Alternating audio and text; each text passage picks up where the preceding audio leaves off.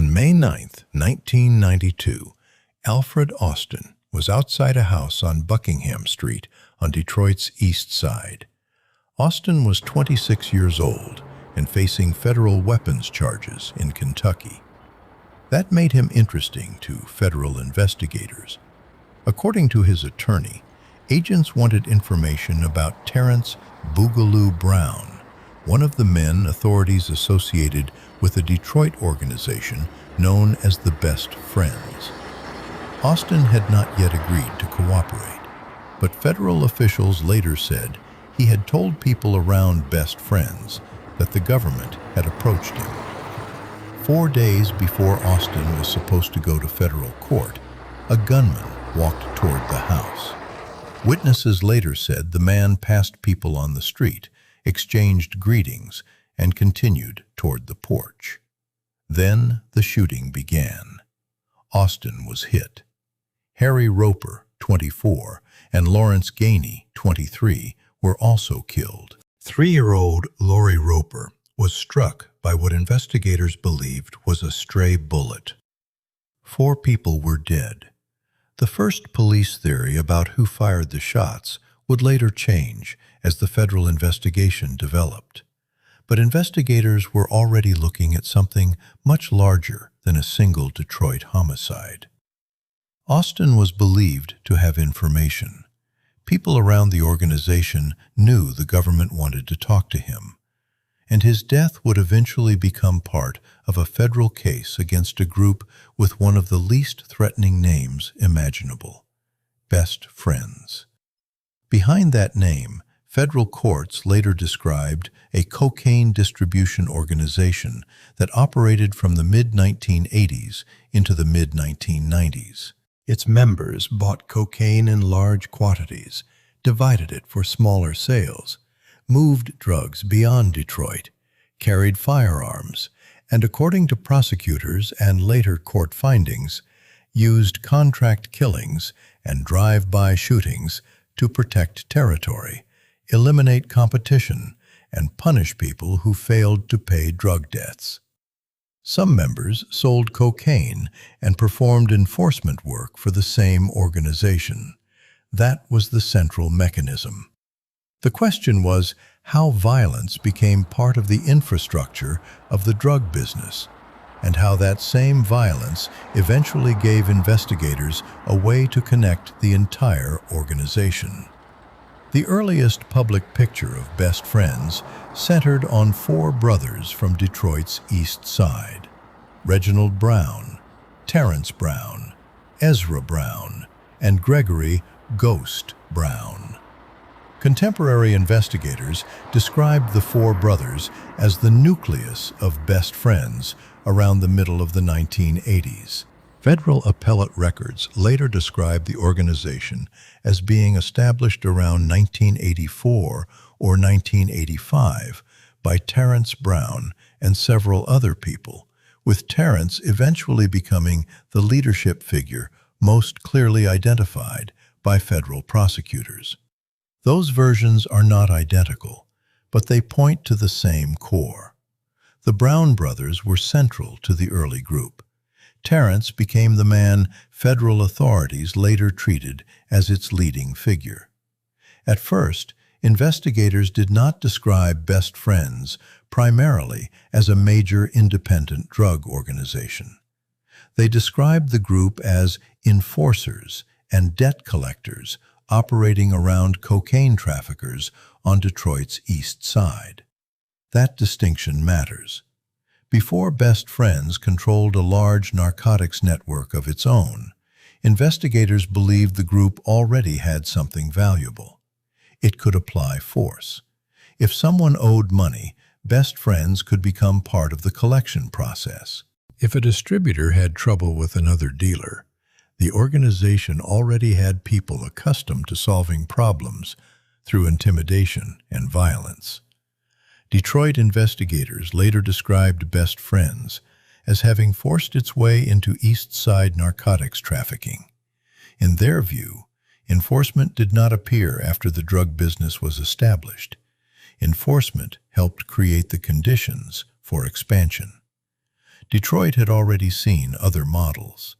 Young Boys Incorporated had shown how a layered street organization could separate leaders from retail sellers. The Chambers brothers showed how large crack distribution could become when houses, workers, and supply were organized across a network. Best Friends developed a different reputation. Distribution and enforcement overlapped. That does not mean every member was a killer or every drug transaction involved violence.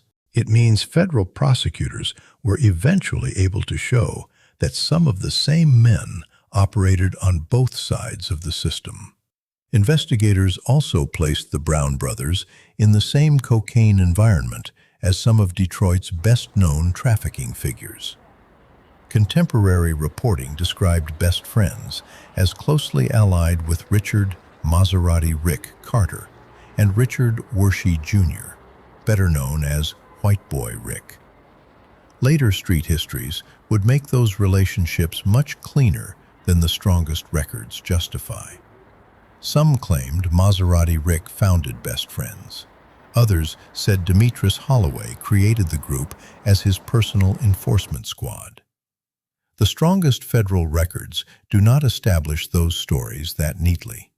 What can be said is that Best Friends operated inside the same Detroit cocaine world, and investigators believed the Brown brothers were closely connected to major traffickers. By the end of 1986, the Brown family was already taking losses. On December 20th, Ezra Brown was shot to death. 1 week later, on December 27th, Gregory Ghost Brown was also killed. Both murders remained unsolved in contemporary reporting. 2 of the 4 brothers at the center of the original group were dead within 7 days. There is an important name problem in the later federal record. Another man named Gregory Brown would eventually become a defendant in the Best Friends case. He was not Gregory Ghost Brown, the brother killed in 1986. The later Gregory Brown was a younger participant who, according to federal records, entered the conspiracy while still a teenager. With Ezra and Gregory dead, Reginald and Terrence became even more prominent. Terrence increasingly appeared in investigations involving both narcotics and violence. One of the clearest examples came in March of 1989. James Lamont was sitting in a vehicle outside the St. Regis Hotel in Detroit's New Center area when he was shot and killed. Investigators described Lamont as a rising cocaine dealer. They believed he had been pulling people away from Best Friends to build his own organization. Terrence Brown was charged with Lamont's murder. The theory was obvious. Lamont represented competition not only for customers and cocaine, but for people. But the prosecution failed. Terrence Brown was acquitted. That acquittal matters because the Best Friends story is full of allegations that later became street legend. A police theory is not the same thing as a proven killing. At the same time, investigators were seeing Best Friends beyond the original Brown family and beyond the East Side. A federal bond hearing involving Christopher Shorter linked the organization to Grand Rapids. Drug Enforcement Administration agent Bruce Peters testified that Shorter was supplied by Jimmy Lee Denard. Peters described Denard as one of the main leaders of Best Friends and described the group as an enforcement organization for cocaine traffickers in metropolitan Detroit. By then, Best Friends was becoming more than one family. Other men were important enough for federal agents to describe them as leaders. The structure was widening. One man would eventually show investigators how much. Nathaniel Craft became one of the most important witnesses in the entire Best Friends case because he had seen the organization from several positions. Craft was described at trial as a bodyguard, cocaine courier, and contract killer. He also trained other associates in shooting, fighting, driving, and the use of weapons. That combination tells us how the organization worked better than a long list of names. A man could move cocaine and also perform enforcement.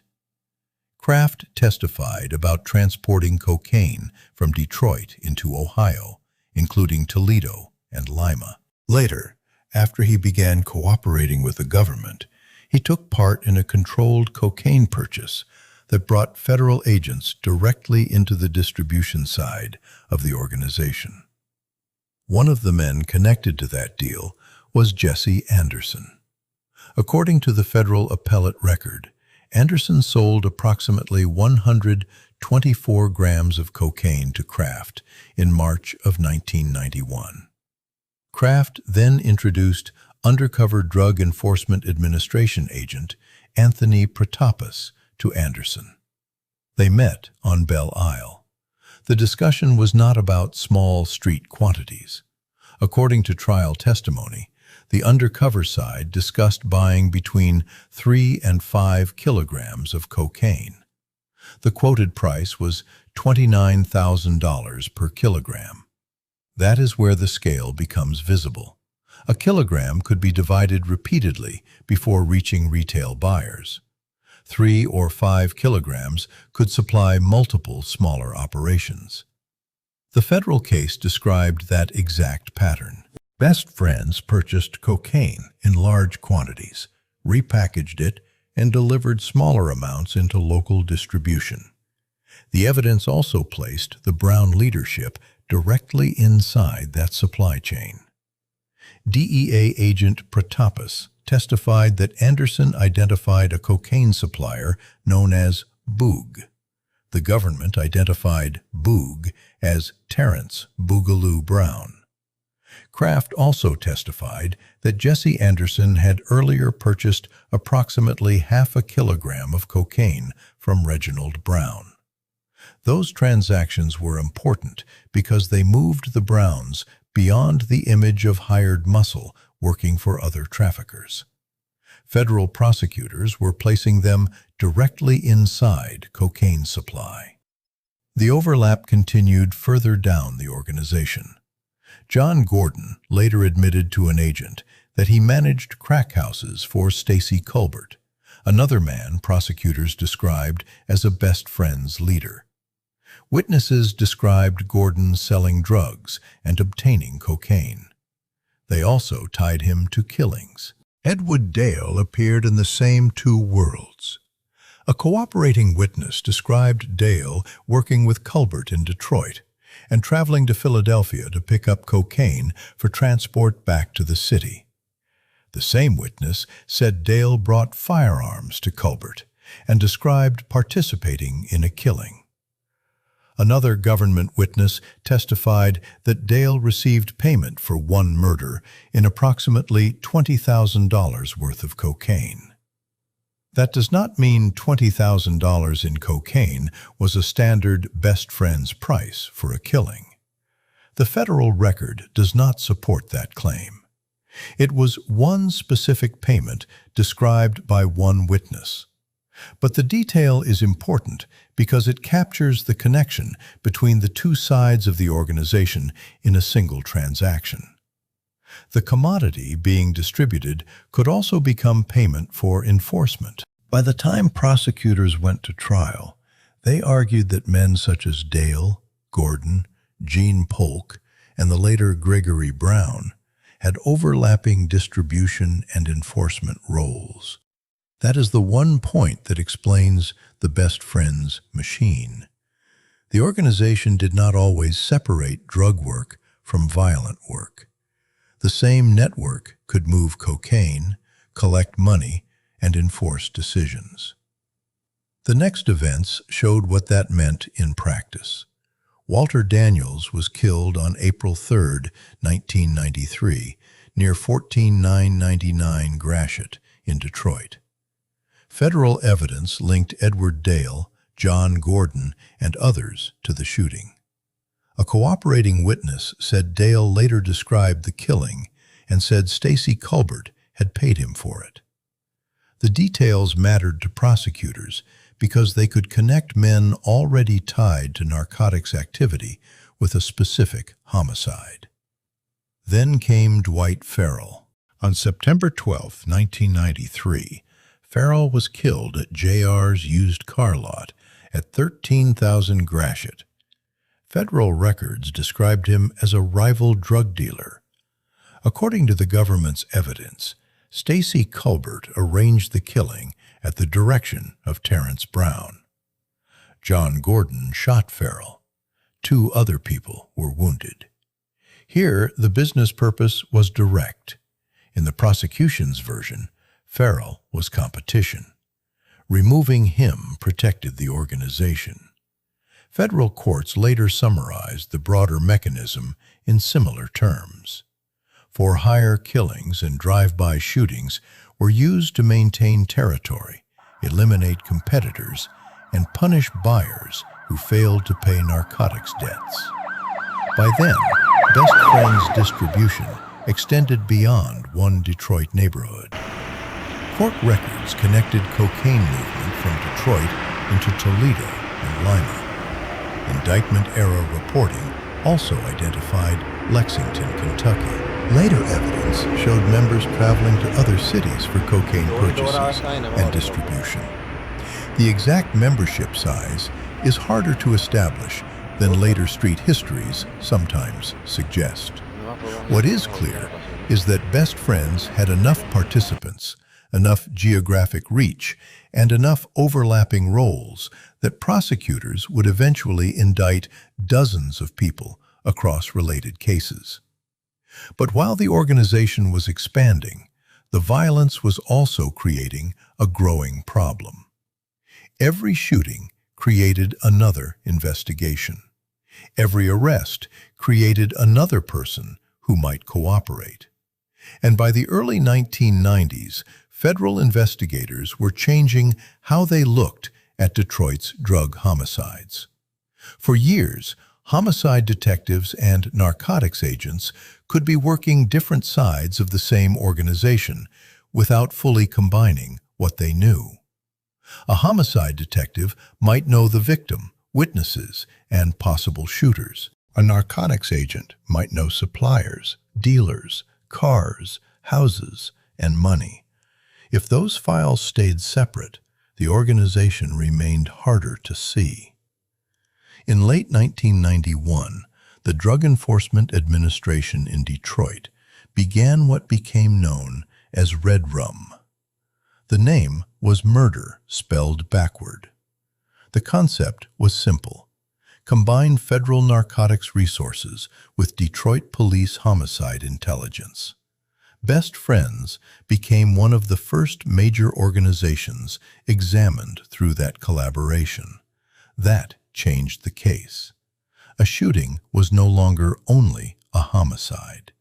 Investigators could ask what narcotics relationship connected the victim, shooter, and organization. A cocaine transaction was no longer only a drug case. It might explain motive in a killing. Federal resources, technical equipment, and witness protection could be combined with years of local homicide intelligence, and insiders became increasingly valuable. Nathaniel Craft was the most important example, but he was not alone. Charles Wilkes, William Wilkes, Lonnie O'Brien, Ronald Lumpkin, Reginald Moore, and others eventually gave information or testimony under plea agreements. The government did not need one witness who knew everything. Different witnesses knew different parts. One could describe a cocaine shipment. Another could explain a killing. Another could identify who managed a crack house. Another knew who supplied whom. Another knew who carried firearms. Another knew why a target mattered. The case became stronger when those pieces began to overlap. And that brings the story back to Buckingham Street. When Alfred Austin was killed in May of 1992, police initially charged Reginald Brown with the 4 murders. That was the early theory. Years later, after additional insider cooperation and the expansion of the federal investigation, prosecutors presented a different version. Stacey Culbert was described as the shooter. Edward Dale was described as the driver. The shift did not mean investigators had solved the shooting twice. It showed how much the case had changed as people from inside the organization began talking. Austin had been useful to investigators because they believed he might have information about Terrence Brown. Then he was killed. Later, men much deeper inside the best friends world would provide information anyway. By then, the Brown leadership itself was collapsing. Reginald Brown had been convicted in 1989 of murdering an associate named Steve Roussel and received a life sentence. A judge later ordered a new trial and released him on bond in February of 1992. The Michigan Court of Appeals revoked that bond the following month. Reginald did not quietly return to custody. He remained at large. Terrence was also wanted on federal narcotics charges. For more than a year, authorities searched for both brothers. In June of 1993, federal agents found them in Manhattan. Agents and police watched Reginald and Terrence enter a car dealership with another man. Reginald was arrested as he tried to enter a vehicle. William Wilkes, another wanted best friends associate, was arrested nearby on a motorcycle. Terrence escaped. According to federal officials, he fled on a motorcycle, struck a pedestrian, and disappeared into the subway system. The government had Reginald. The man federal authorities treated as the leading figure in Best Friends was still gone. Less than 2 months later, that changed in a way no investigator expected.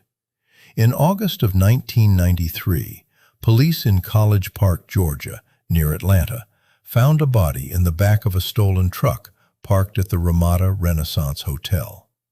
The dead man was Terrence "Boogaloo" Brown. He was 25 years old. He had been shot once in the head. His body had been wrapped in a plastic bag and a bedsheet secured with tape. Police believed he had been killed somewhere else and transported to the parking lot. A security camera recorded a man believed to have driven the truck into the lot before meeting another person and leaving. The man federal prosecutors identified as one of the founders and central leaders of Best Friends was dead. But the federal case continued. That is the point where Best Friends clearly became larger than the original Brown family. Ezra was dead. Gregory "Ghost" Brown was dead. Reginald was in custody. Terrence was dead in Georgia. Yet investigators still had dealers, couriers, enforcers, cooperating witnesses, drug transactions, and homicide evidence spread across several states. The leadership had changed. The conspiracy case had not. And prosecutors had already built the document that turned years of separate investigations into one organization.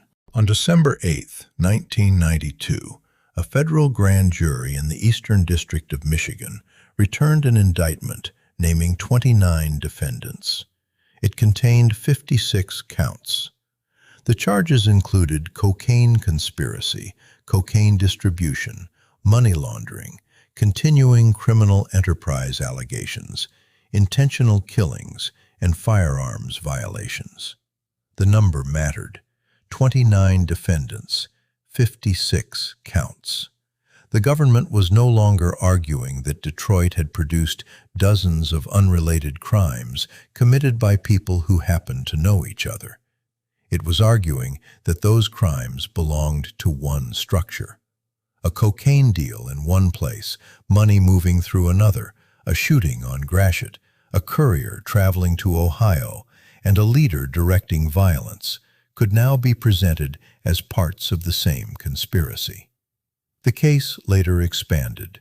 More defendants were added. Later prosecutions tied the drug conspiracy to specific killings and to men who, prosecutors said, performed both distribution and enforcement functions. The federal record ultimately associated the best friends conspiracy with a specific, smaller group of identifiable homicides. That number has to remain separate from one of the largest claims ever made about the organization. Detroit narcotics commander Rudy Thomas once alleged that best friends may have been responsible for as many as 80 to 100 killings. That was a law enforcement allegation. It was not 80 to 100 murder convictions. It was not 80 to 100 murders proved at trial. The distinction matters. The large number shows how dangerous Detroit police believed the organization had become. The federal cases show what prosecutors could actually tie to identifiable defendants and evidence. When the major Best Friends trial finally began, it lasted 32 days. Approximately 70 witnesses testified. The defense attacked the credibility of cooperating criminals and the plea agreements that gave them reasons to help prosecutors. That was predictable. Some government witnesses had serious criminal histories and their own exposure to enormous prison sentences. But the prosecution did not rely on one witness who claimed to know everything.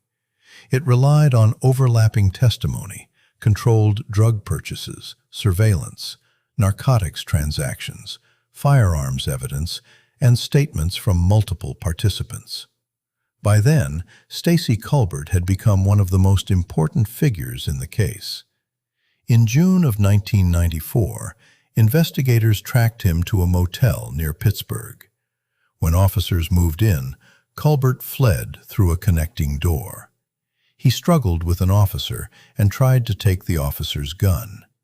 Then he ran across a highway and through a shopping center parking lot. He entered an office building and grabbed a 71-year-old man. Police said Colbert threatened to kill the man if officers did not back away. The standoff ended with Colbert in custody. But the arrest itself was not the real payoff. Colbert eventually cooperated. The organization had spent years building a reputation that made witnesses afraid. Now men from inside the organization were helping prosecutors reconstruct it. The federal case exposed best friends role by role: supplier, courier, dealer, drug house manager, enforcer, shooter, driver, leader. The same flexibility that had made the organization difficult to define now gave prosecutors categories they could connect. John Gordon was tied to crack houses and narcotics sales, but also to killings. Edward Dale was tied to cocaine transport, firearms, and murder evidence. Other defendants filled different parts of the same picture. The Sixth Circuit later agreed that the evidence supported one widespread conspiracy.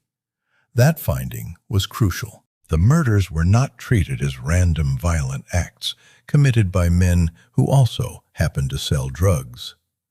The government's evidence allowed jurors to see violence as something used to protect and advance the narcotics business. Major defendants received life sentences, along with additional consecutive penalties on firearms counts. Appeals and later sentencing litigation would continue for years. But the organization itself had already lost what once protected it. The Brown leadership was gone. Terrence was dead. Reginald was in custody. Colbert had been arrested and later cooperated. Craft had turned. Other insiders had taken plea agreements. Homicide investigators and narcotics agents were finally working from the same picture. Best Friends did not collapse because violence never worked. For years it did. It collected debts. It removed rivals. It intimidated people. It protected the cocaine business. Then, investigators learned to treat the violence and the cocaine as one system. Murders brought homicide detectives. Cocaine brought the DEA. Insiders connected the two. And the conspiracy case made the whole machine visible. The thing that made Best Friends different eventually became the thing federal authorities used to break it.